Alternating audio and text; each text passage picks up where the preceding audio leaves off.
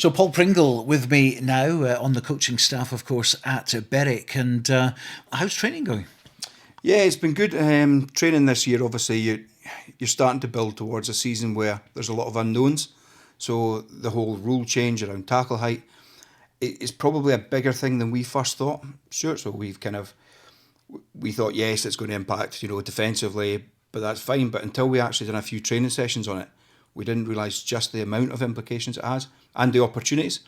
So training's been great, good numbers. We're seeing some young lads coming up, getting involved.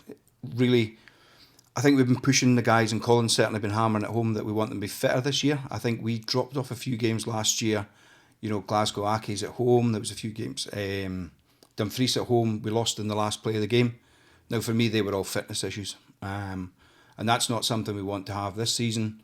So we're hammering the guys pretty hard on fitness. And to be fair, the kind of new structure we've got with the players themselves, in terms of the way they approach it, they're actually pushing each other really hard. So, yeah, I'm really I say the first season for Cutleways were really, really positive coming out of it, thinking the lads are in a good place. Friday night showed that they are in a good place. And it's just really about getting the season started now. You mentioned Friday night, that was against Musselburgh, and you ran them pretty close.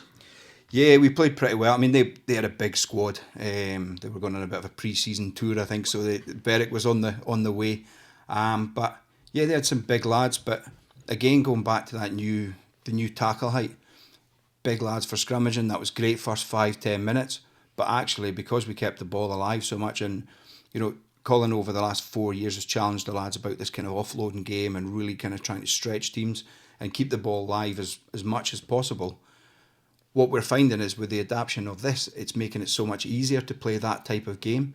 So it's second nature at some of our guys. And what we found was by 10 minutes, their props were blown. They suddenly the scrum was a rest instead of an attacking opportunity. We were quite tight in the scrum. We made some changes. So Ali Greaves moved up to the second row just to give us a bit more bulk in there. Wilson's come in at number 8. And we just found it was pretty tight. Got things going, and then we were able to start giving the backs the ball that they kind of deserve, and they could certainly tear most teams apart.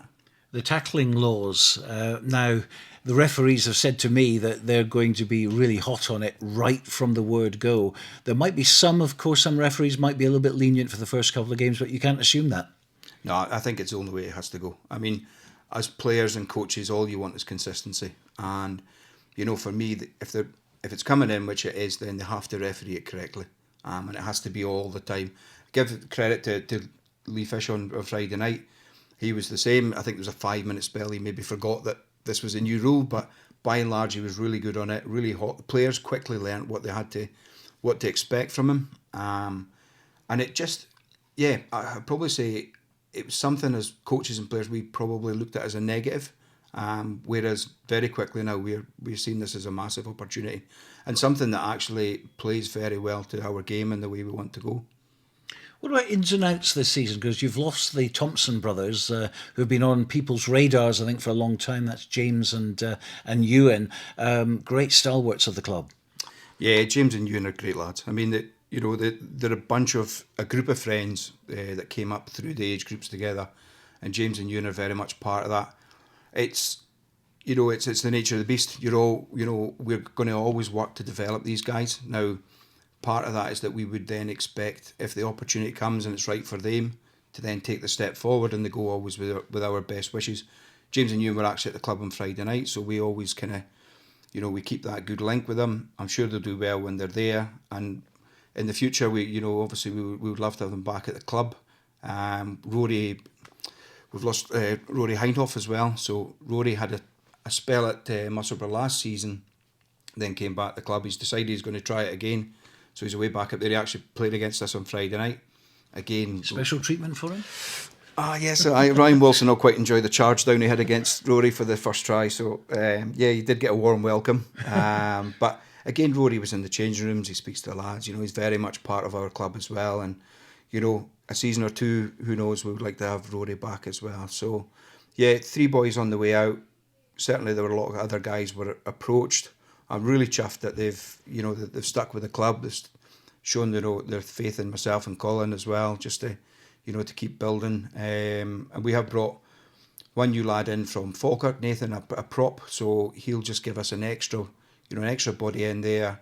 And yeah, it's just a case of now, getting ready for the year. Falkirk's a long way from Berwick. Has he got a job? I think he's actually a Duns lad. So I was supposed to meet him on Friday night. I'd been away for a holiday a couple of weeks, and so he was supposed to be involved on Friday night, but he had a bike accident, came off his cycle bike. So unfortunately, we didn't manage to get him his debut on Friday night. But I have seen him play, and I've chatted to him a couple of times. So he's a good lad, and I'm sure he'll fit right in with the squad. Some youngsters coming through? Yeah, they're kind of on that fringe age. So, they're going into senior Colts. There was a bit of a gap for a few years in Berwick where we didn't get players coming through. They're on the cusp of that. Do we start, pushing? Do we put them for strength tests? Do we bring them in now? And I would say we're a bit conflicted on that. So we're kind of, they train with us. They're very much involved with us. They're learning the style of rugby that Colin wants us to play. I'm sure that I know they're dead keen. So it's young lads like you and Tate. They're really keen to be involved. It's about picking the right time for them as well. We really need to protect these young lads as well. So if not this year, I would fully expect to have 4 or 5 guys that step up. And when they do step up, they actually know what we expect from them, how we expect to play, and they will fit in immediately with the squad, having trained with them as well. So it's good.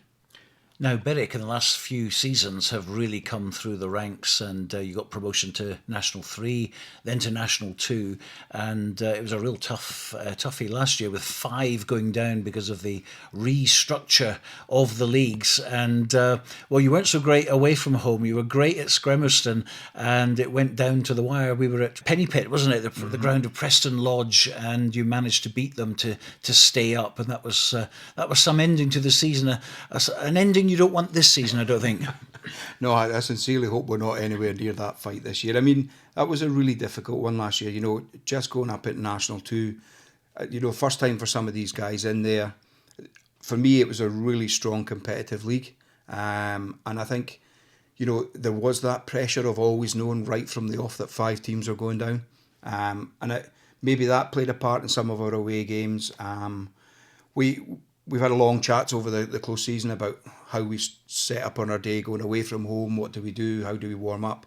Do we change things? We've had a lot of kind of dialogue with the players if they want to change things. And just to see if we can kind of get past that. The last thing we want to do is kind of create this, almost like a hoodoo that we can't win away from home. I think PL last game of the season when it really mattered. And I think if you'd looked at our away form, and especially the form that PL were on, probably not many teams would have given us, or many people would have given us a chance. And for me, we went up there and we played the type of rugby that we knew we were capable of. And in the end, we blew them away. It was that good a performance. For me, that's what we want every away game this season. So we'll see. That's what we'll aim for, but what we get is always. You've got some long trips, haven't you? Aberdeen Grammar coming down, and Gordonians, who'd had a great season in National 3, promoted. So 2 long trips, even longer trips. Yeah, we done Caithness a couple of years ago, so we have done the long trips. I would say we're a pretty good social club, so we always make the most of our away journeys. I'm sure Aberdeen and the Gordonians, the 2 trips up there, will be great trips home. They'll be all the better if we can get the results as well. But the aim must be top half. Absolutely. Yeah, I mean, anybody that knows Colin and knows myself, we set the bar very, very high for the guys. I mean, our view is at the start of every season is you go undefeated. That's it, and then we shape it as we go along. So that's what we expect. That's what we put onto the guys. And they're very much bought into it. They're really keen to get onto this season. Yes, we've had a couple of players leave that maybe has left a couple of little gaps, but with gaps come opportunities. So for me, James Thompson leaving, who was one kind of outside centre, we're very hopeful that we played Aidan Rosie in the centre on the second half of the game on Friday night, and he was dynamite. He's such a strong runner. With the new tackle height, people are very wary. They don't know where to tackle Aidan. If they go high, he'll hand them off. He'll knock them off his feet. His feet are so quick that they find it hard to get in a position to get a low tackle on him. So what we were finding, especially feeding off Duncan Hardy, is that he was just going through big gaps all the time. And And with the new law, if you're 2-on-1, you just take the tackle off the fullback, and it's an easy pop. And Duncan Hardy got his try that way on Friday night. So, there's opportunities there as well for these guys. Aidan Rosie, a big character. Ali Grieve, even bigger, and he's the captain this season. Ryan Wilson supporting him as vice captain. But Ali Grieve, I mean, my goodness me, what a servant to the club. Ali's a great guy, it's being captain's more than for me. It's certainly more than just that guy on the pitch. He's a great leader on the pitch. He's not always the most vocal, but he leads by by what he does, and guys follow that. But off the pitch, Ali's a great guy. He's always organising raffles. He organises the players' kit. He does sponsorship. He does the social media. He's just one of those all-round great club guys. He's got all the experience from being up at Melrose, but he's not, he's not big-headed with that. He's got loads of time for the younger players. I know he took Stu Farnaby under his wing, and he's really been working with him. And I think if Ali spends a bit more time in the row this year, then I think the improvement we're going to get with somebody like Stu Farnaby is going to be massive. So, it was great to have Ali accept the captaincy. And I think, it's going to be a good season for us. Well, just finally, a little bit about club development and the youngsters coming through, and the women's game as well, which is really taking off now in Berwick. Yeah, the ladies have formed last season. They're getting more competitive fixtures. The numbers are there. We have had a really good kind of youth section in terms of girls for a number of years, where we've had Dougie Hall's led that, and it's been brilliant. I'm really passionate about it. Both my girls play rugby, or both certainly started their rugby at Berwick. My older one's now up at Ed McQueen's. My younger one's still with Berwick. They're both developing. They've got a love for the game, and it's just brilliant to kind of see that. And as a club, with numbers declining all the time, the real only growth area that we do have is in girls and ladies rugby. And I think we need to put more, as clubs, we need to put more in it. Great thing we have is the committee at Berwick are fully vested into this kind of, bring them on, and it's and making them feel part of the club, and it's inclusive and all this sort of good stuff. We get them buses for away journeys so they can get that full rugby experience that we all kind of had. So, it's something that we're driving hard, and it's great to see the guys that do the coaching and things like that, bringing on Laura Smales at the club.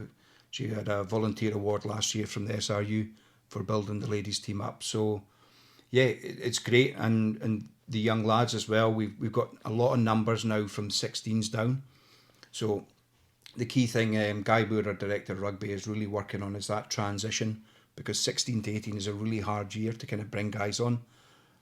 So we'd like to see more Colts, and our Colts starting getting fixtures, because ultimately, as the first team and second team, as the seniors rugby, we need that kind of drip feed of players coming through every season just to keep topping us up and keep us competitive as well. So no, it's good. It's good to see in the club. Yeah, it's buzzing when you on a Sunday when you see it, right down to kind of under the minis, the little P1s and things like that. It's a great atmosphere. Well, we certainly wish the club every success this season, and of course long into the future. And thanks for talking to us today. That's great. Thanks very much, Stuart.